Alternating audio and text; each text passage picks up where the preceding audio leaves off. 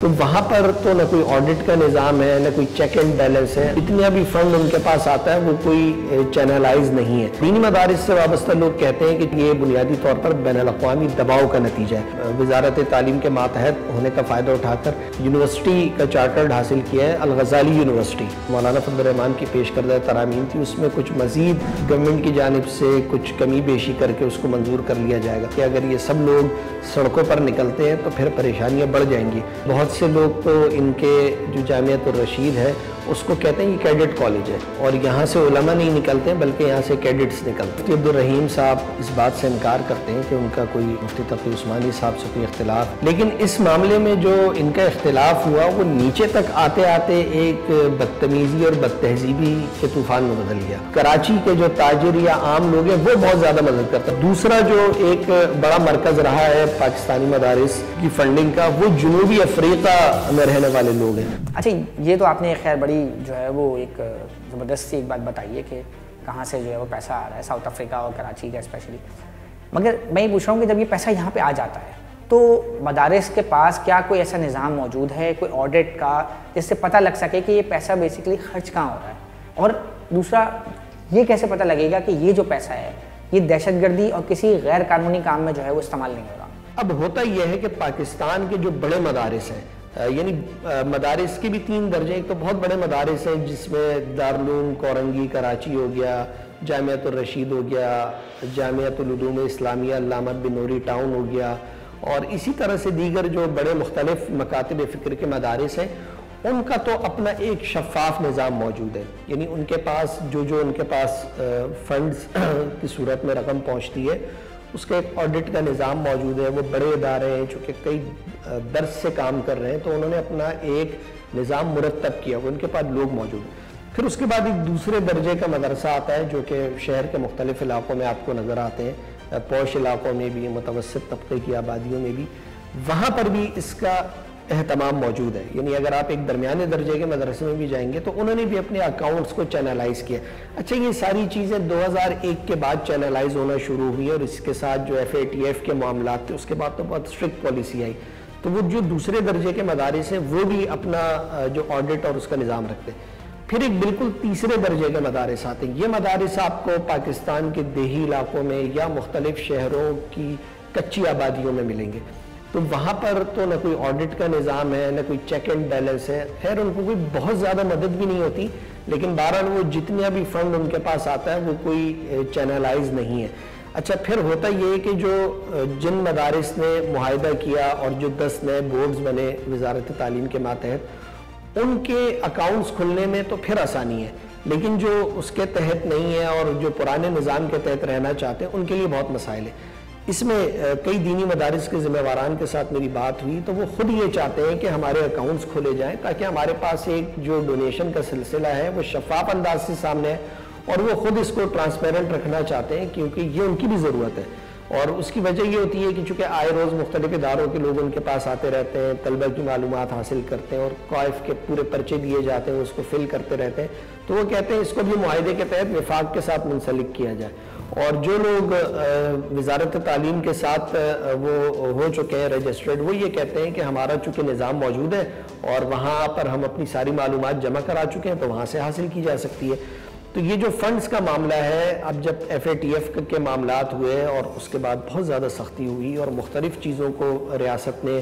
Channelise کیا, تو اس میں ایک یہ معاملہ بھی تھا. اور دینی مدارس سے وابستہ لوگ کہتے ہیں کہ چونکہ ہمارے ساتھ جو یہ امتیازی سلوک برتا جا رہا ہے یہ بنیادی طور پر بین الاقوامی دباؤ کا نتیجہ ہے, اور وہ یہ کہتے ہیں کہ ہمیں اگر موقع دیا جائے تو ہم ان کے سامنے بھی اپنا مقدمہ پیش کر کے اپنے معاملات کو کلیئر کر سکتے ہیں کہ ہمارا ایسی کسی سرگرمی سے تعلق نہیں ہے جو دہشت گردی کے معاملات کے ساتھ منسلک ہو,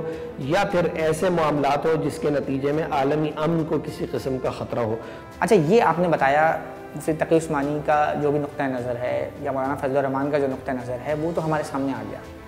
مگر میں پوچھنا چاہ رہا ہوں کہ جو دوسری طرف مفتی عبد الرحیم ہیں ان کا کیا ایک نقطہ نظر ہے ان چیزوں کو لے کے, وہ کیوں اپنی جو ایک مطلب ایک جو نیا نظام ہے اس سے واپس کیوں نہیں آنا چاہتے,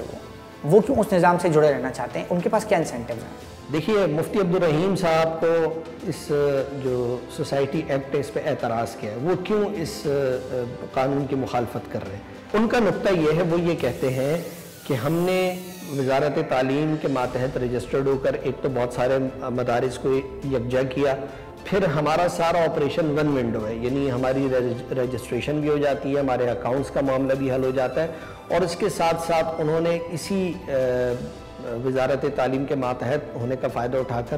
یونیورسٹی کا چارٹرڈ حاصل کیا ہے، الغزالی یونیورسٹی، اس کا بھی کام یعنی ابتدائی طور پہ شروع ہو چکا ہے۔ اب وہ یہ کہتے ہیں کہ ہم نے سارے عمل کے دوران بڑی مشکل سے ایک الگ تشخص بنایا، ہم نے اپنے معاملات طے کیے، ہم ایک یونیورسٹی کی طرف جا رہے ہیں، اور وہ یہ سمجھتے ہیں کہ جب یہ ایکٹ اگر لاگو ہو جاتا ہے جو سوسائٹی ایکٹ کا ہے، تو اس کے نتیجے میں وہ سمجھتے ہیں کہ وہ جو انہوں نے اتنی ساری محنت کی ہے، یونیورسٹی بنانے وہ جا رہے ہیں، ان کا اتنا بڑا جو خرچہ ہو چکا ہے، اور جو لوگ انہوں نے اتنے سارے جمع کیے ہیں، اور ایک ان کا ویژن ہے، وہ سمجھتے ہیں کہ اس کے نتیجے میں یہ سب ختم ہو جائے گا، اور وہ بھی پھر دوبارہ سے سوسائٹی ایکٹ کے ماتحت آ جائیں گے، اور ان کی ساری محنت ضائع چلی جائے گی۔ تو وہ یہ سمجھتے ہیں کہ اس عمل کے نتیجے میں ان کو نقصان پہنچے گا، وہ چاہتے ہیں، وہ کہتے ہیں کہ ہمیں اس کا نقصان نہ ہو۔ اچھا، یہ جو تمام گفتگو ہوئی ہے، اگر اس کا نتیجہ اخذ کیا جائے تو بظاہر یہی لگتا ہے کہ دونوں سائڈز کے سٹیکس بہت ہائی ہیں، اور ایک طرف مولانا فضل الرحمان ہیں، ان کے ایک پولیٹیکل بیس ہے، اگر وہ پیچھے ہٹتے ہیں تو ان کو اپنے پولیٹیکل بیس میں سبکی کا سامنا کرنا پڑے گا۔ دوسری طرف مفتی عبدالرحیم ہیں، آپ نے ان کا بھی بتایا کہ ان کے کیا سٹیکس ہیں۔ تو بظاہر جب دونوں سائڈز کے سٹیکس اتنے ہائی ہیں تو کیا حکومت کے لیے اس میں کوئی درمیانی راستہ نکالنا آسان کام ہوگا؟ اچھا، اس میں بظاہر تو کوئی مسئلہ نہیں ہے، کیونکہ دیکھیے مدارس کے ساتھ مختلف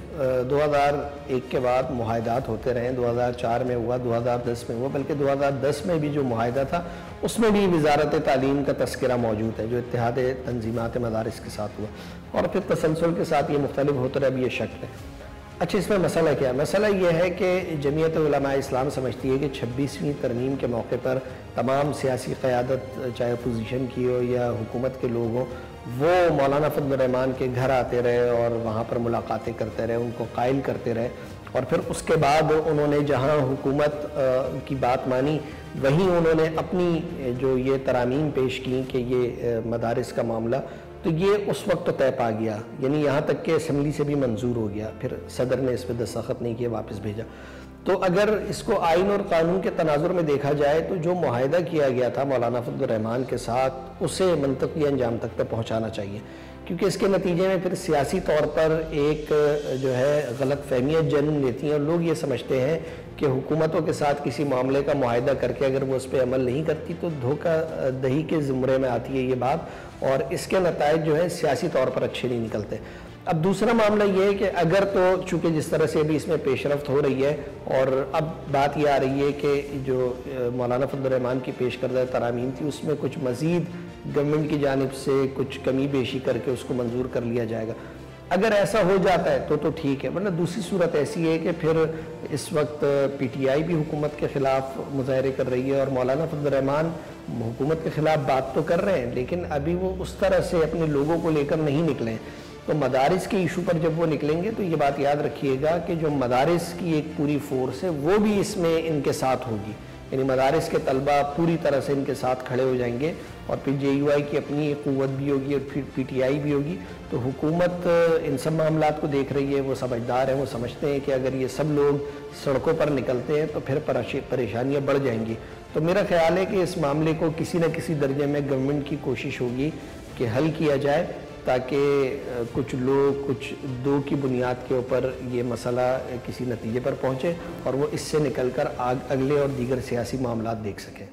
مزید نیوز اپ ڈیٹس اور ڈیجیٹل سٹوریز کے لیے سبسکرائب کریں ڈان نیوز پاکستان۔